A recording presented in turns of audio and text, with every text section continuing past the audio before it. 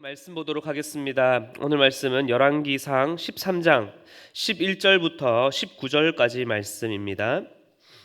베델에 한 늙은 선지자가 살더니 그의 아들들이 와서 이날에 하나님의 사람이 베델에서 행한 모든 일을 그에게 말하고 또 그가 왕에게 드린 말씀도 그들이 그들의 아버지에게 말한지라.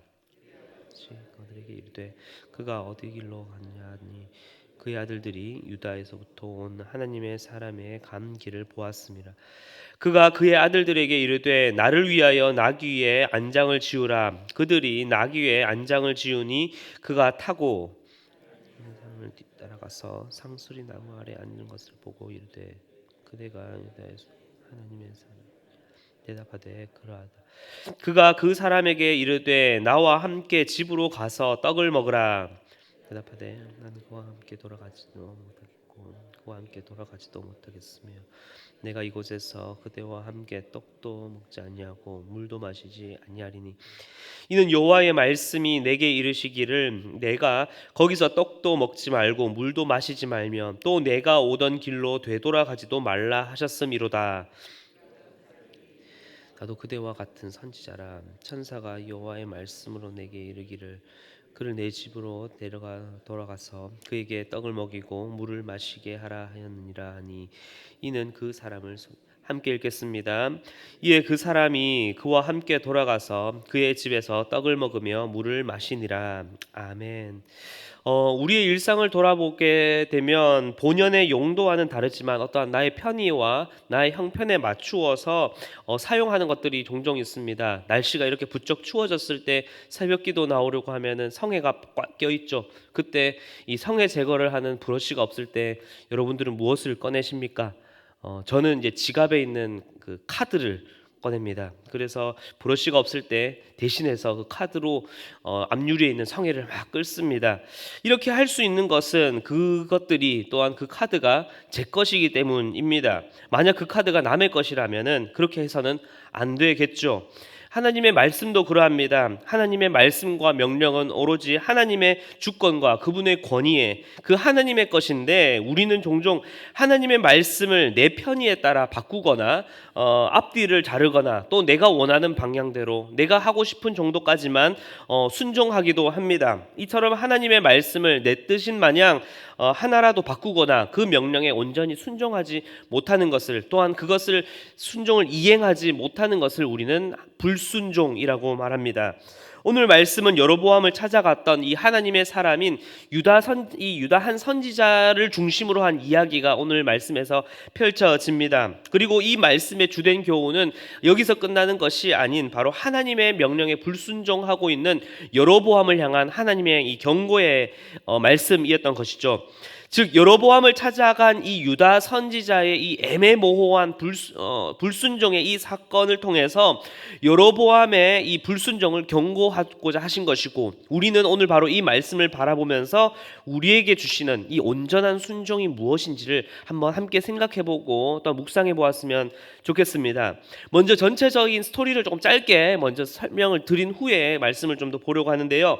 지난 말씀에서 하나님의 말씀에 순종하지 않아서 이 굳어버린 이 여로보암의 팔을 이 유다 선지자 하나님의 사람이 회복시켜주게 됩니다. 그러니 이 여로보암은 이 사람을 회유하고 마음을 당기기 위해서 우리 집에 와서 쉬어라. 그리고 물도 주고 떡도 줄 테니까 또 예물도 줄 테니 우리 집에 자기 친의 집에 초대를 한 것입니다.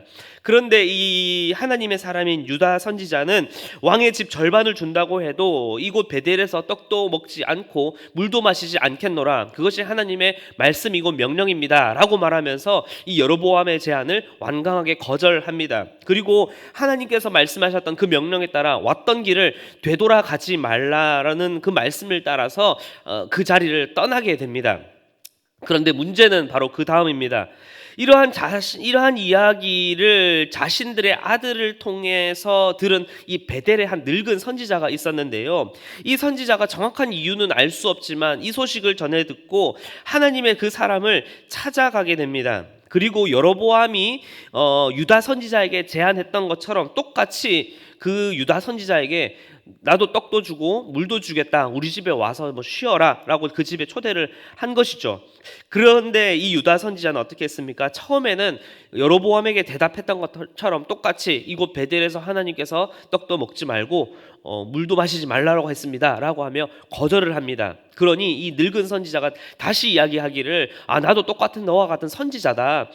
천사가 나에게 이야기를 했다. 천사가 당신에게 대접하라고 했다라고 속이면서 거짓말을 하면서 이 유다 선지자를 다시금 초대를 하게 됩니다. 그때 이 유다 선지자는 어떻게 합니까? 어떠한 판단력과 자신의 이 하나님의 말씀에 대한 모습을 흐려져서 그런가 싶어서 물과 떡을 먹기 위해 이 늙은 선지자의 초대에 응하게 된 것입니다. 그 이유는 어떻게 되었을까요? 이 유다 선지자를 초대한 이 늙은 선지자에게 같이 이 식사의 자리에서 갑작스럽게 하나님의 말씀이 이 늙은 선지자에게 임하게 됩니다. 그리고는 하나님의 말씀에 온전히 순종하지 못했던 이 유다 선지자에게 하나님께서 경고하시는 그 말씀을 듣게 되죠. 이에 놀란 유다 선지자는 황급하게 나귀를 안장을 지우고 돌아가던 길에 이 사자, 하나님께서 예비하신 이 사자로 인하여서 그 길가에서 죽게 되는 이야기가 됩니다. 그래서 이 이야기를 통해서 누구에게요? 하나님께서는 여로보암에게, 여전히 하나님의 말씀에 순종하지 못하고 있는 여로보암에게 교훈을 하시고자, 하나님을 경고하시고자 하는 사인을 보낸 것입니다. 그래서 오늘 말씀을 통해서 이 말씀과 이 여로보암의 이 사건을 통해서 한번 우리에게 말씀하시는 온전한 순종에 대해서 조금 더 깊이 있게 묵상해 보는 시간이 되었으면 좋겠습니다. 먼저 이 사건 속에서 하나님의 사람이라 불리는 유다 선지자를 통해 주시는 이 영적 메시지를 조금 함축해 보자면 이렇게 할 수 있겠습니다. 절반이나 순종했네, 또 불순종이라는 것입니다. 하나님의 사람이라 불리는 이 유다 선지자는 여로보암 앞에서 하나님의 말씀을 전하는 것은 물론이고 치유와 회복까지 베풀었던 선지자입니다. 또 우상의 제단에 있는 이곳 베델에서 떡도 물도 마시지 말라고 했던 하나님의 말씀에서도 여로보암의 제안에 대해 완강히 거절하며 자리를 피했던, 어찌 보면은 하나님의 말씀에 순종하려고 했던 이 선지자였습니다. 그런데 문제는 그 다음이었죠. 사역의 현장에서 있어서는 철저히 그 하나님의 말씀대로 임하였지만 그 후의 말씀을 보게 되면 분명 하나님께서는 이 9절에서 왔던 길로 되돌아가지 말라라고 말씀을 하였습니다. 즉 너를 따라오는 어떠한 추적군, 첩군들을 피해서 은밀히 너 왔던 길을 되돌아서 다시 돌아가라라고 이야기를 하였는데 선지자는 완전히 다른 길로 새버린 것입니다. 물론 베델에 왔던 그 길로 돌아간 것도 아니라 완전히 다른 길로 새버린 것이죠. 또 16절 말씀을 보게 되면은 16절에서 이곳에서 떡과 물도 먹지 않겠다라고 하는 이 늙은 선지자의 대답을 미뤄보게 되면 그는 분명히 하나님께서 너는 베델에 있지 말고 되돌아가라고 했음에도 불구하고 이 16절 사건에서 어디에 있습니까? 이곳 베델에 여전히 머물러 있다라는 것을 미뤄볼 수 있습니다. 게다가 은밀히 움직이라는 그 하나님의 명령과 말씀과는 다르게 상수리 나무 아래 그 자리에 앉아 있으면서 찾아온 늙은 선지자에게 자신의 정체를 그대로 다 이야기해 주는 것을 볼 수 있습니다. 무엇보다 말씀에 충성하던 그 여로보암 때와는 다르게 이 늙은 선지자를 만난 그곳이 베델임에도 불구하고 어떻게 해요? 그곳에서 늙은 선지자가 베푸는 떡과 물을 자신의 어떠한 그 상황과 대상에 따라 바꾸어서 이제는 고스란히 그 떡과 물을 대하는 것을, 그런 이면적인 모습을 볼 수 있습니다. 하나님께서 말씀하시는 그 현장에서는 온전히 순종하는 그의 모습 같았으나 자신의 어떠한 상황, 형편, 편의에 따라서 선택할 수 있는 그곳에서는 하나님의 말씀과는 동떨어진 절반의 순종의 모습에 그치는 이 유다 선지자의 모습을 볼 수 있습니다. 이처럼 결국 절반의 순종과 그 따름도 무엇이다? 그것도 불순종이라는 것입니다. 그리고 여로보암을 한번 조금 살펴보도록 하겠습니다. 이러한 이야기를 이제 내일 말씀이긴 하지만은 여로보암이 이 소식을 다 듣게 됩니다. 그리고 33절과 오늘 말씀 이후에 33절과 34절에서 이렇게 기록하고 있습니다. 제가 읽어드리겠습니다.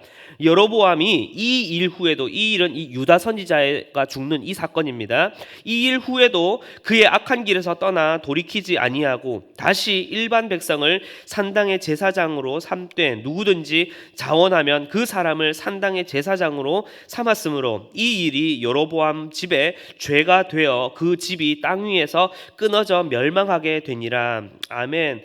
33절에서 제일 처음에 이 일 후에도 그의 악한 길에서 떠나 돌이키지 아니하였다라고 말하듯 여로보암은 그 사건과 하나님의 사인과 경고를 들었음에도 불구하고 어떻게 합니까?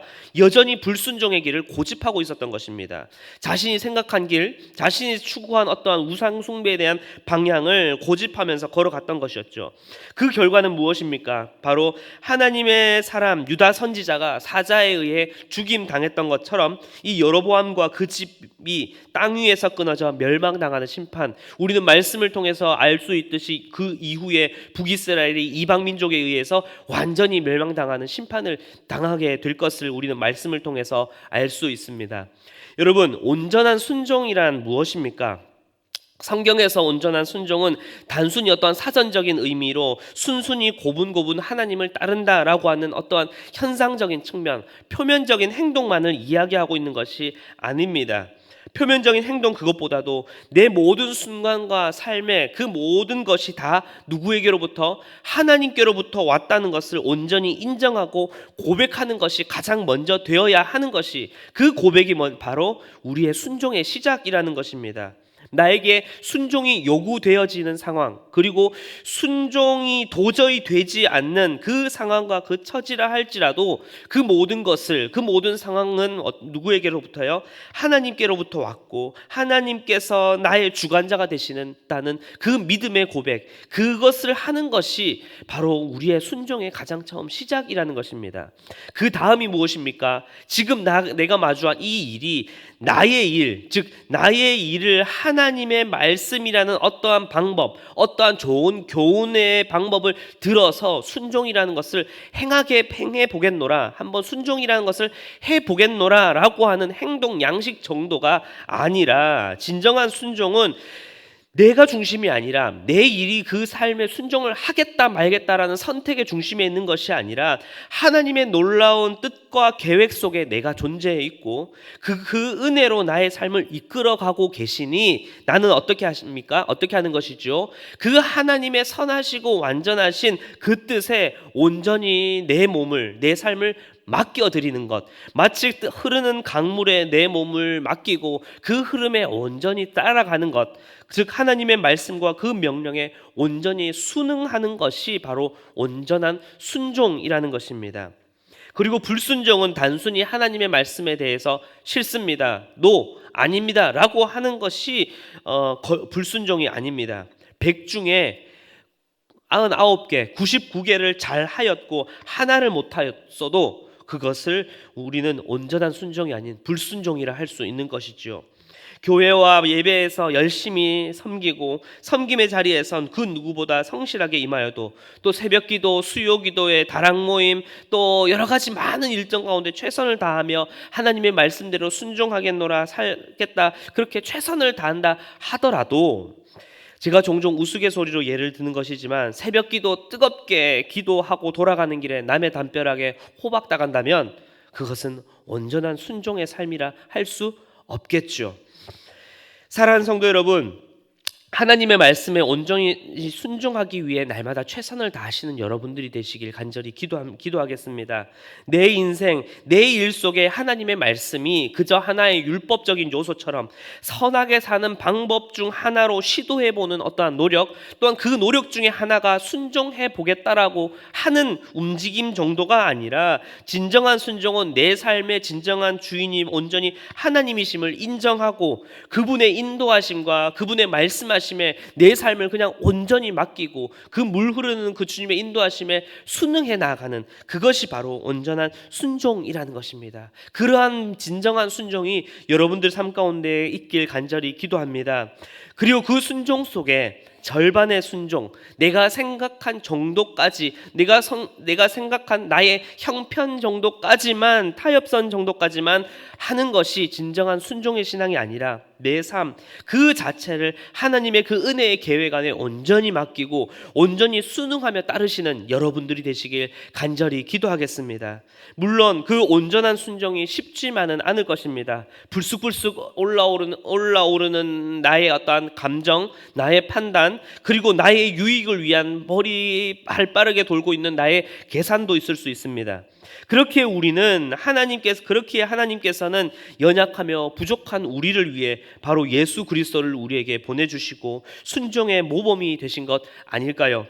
예수 그리스도의 그 완전한 순종이 우리를 살리셨고, 예수 그리스도의 그 완전한 순종이 우리의 모범이 되어 주셨으니, 이제 오늘 하루도 내일 하루도 하루하루 살아가는, 그리고 삶에 마주하는 순종을 해야 하는 그 상황, 순종이 요구되어지는 그 상황 가운데 어떻게 해요? 우리의 순종의 모범이 되시며 우리의 길과 진리가 되시는 그 예수 그리스도의 그 모범을 바라보며 믿음으로 하루하루를 살아가시며 온전한 순종을 이루시는 여러분들의 삶이 되시길 간절히 기도하겠습니다.